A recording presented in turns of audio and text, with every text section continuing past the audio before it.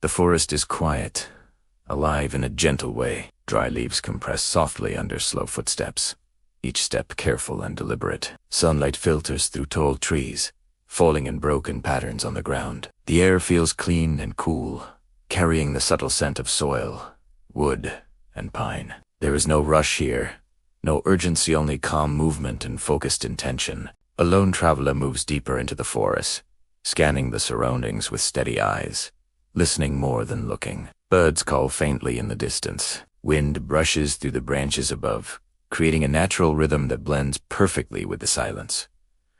The traveler pauses in a small clearing. The ground is tested with a firm step, then another. It feels solid, slightly elevated, free of dampness. Hands brush away loose leaves, revealing compact soil beneath. The surrounding trees stand strong and evenly spaced, offering natural protection from wind and rain. Light reaches the ground without being harsh. It feels balanced. After a moment of stillness, the decision is made. This place will work. A backpack is lowered gently to the forest floor. Movements are slow and controlled, respecting the quiet of the environment. The traveler kneels and begins clearing the area, moving stones aside one by one, stacking them neatly. Fallen branches are lifted and placed into small piles. Nothing is thrown, nothing wasted. Leaves are brushed away using bare hands, revealing a clean surface of earth. The sound of leaves sliding against one another is soft and calming, repetitive and steady.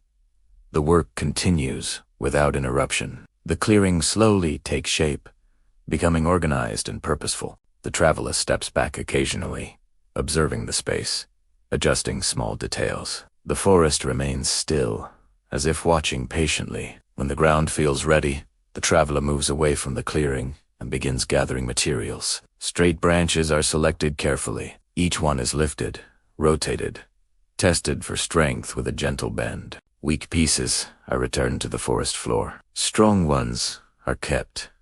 Long poles are collected for the main structure, shorter sticks for support. Flexible branches are gathered for tying. Stones are picked up from a nearby slope, flat and heavy, ideal for anchoring the shelter. The pile grows slowly, methodically. Back at the clearing, the traveler begins arranging the longest branches on the ground. Two are placed parallel to each other, forming the base. Their position is adjusted repeatedly, nudged, slightly left, slightly right, until symmetry feels right. Stones are placed at each end to prevent movement. The traveler steps back, studies the alignment, then kneels again to make fine corrections. Every movement is intentional. One by one, the main poles are lifted and leaned together, forming a triangular A. The top point is aligned carefully, hands holding steady while natural cord is wrapped tightly around the joint. The nut is secured slowly, pulled firm without force. When released, the frame holds. The traveler presses gently against it, testing stability. It remains strong. More poles are added along both sides, creating ribs that strengthen the structure. Each one fits snugly into place, tied carefully, checked twice. The frame now stands clearly defined, simple yet solid. The traveler moves around it, adjusting angles, ensuring balance. There is no hurry. Strength comes from patience. Shorter branches are placed horizontally across the frame, forming a lattice. They are spaced evenly, secured with steady hands. The sound of wood touching wood is soft and satisfying. The shelter begins to feel real now, no longer just an idea but a presence in the forest. Insulation comes next. Large pieces of bark are placed first, leaned carefully against the frame. Dry leaves follow, layered thickly, overlapping to block wind and moisture. Each layer is pressed gently into place. Smaller leaves and twigs fill gaps, creating a dense natural wall. The texture changes as the shelter becomes enclosed, darker, warmer. The entrance is shaped carefully, kept small to conserve heat. The edges are reinforced with sticks and stones. The traveler crouches to test the opening, adjusts it slightly, then steps inside briefly. The interior feels protected, quiet, enclosed.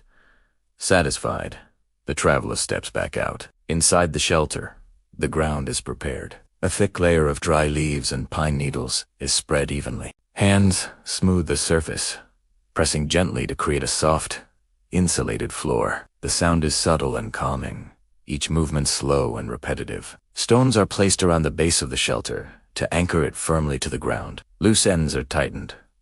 Gaps are filled with moss and leaves. The traveler circles the shelter again and again, inspecting from every angle, making small corrections. Nothing is overlooked. The sun begins to lower, casting warmer light across the forest. Shadows stretch longer between the trees. The shelter stands quietly, blending naturally with its surroundings. The traveler sits beside it for a moment, breathing slowly, listening. The forest hums softly whined. Distant birds, gentle rustling. This pause feels earned. As evening approaches, a few final adjustments are made. Extra leaves are added near the entrance. Stones are pressed more firmly into the ground. Everything feels ready. The traveler enters the shelter and sits inside, back resting against the insulated wall. Light filters softly through the entrance, illuminating the interior just enough. The outside world feels distant now, muted. There is no need for words. The shelter is complete, built with care, patience, and respect for the land. The forest returns to its natural silence. Only the wind remains, moving gently through the trees, carrying calm into the night.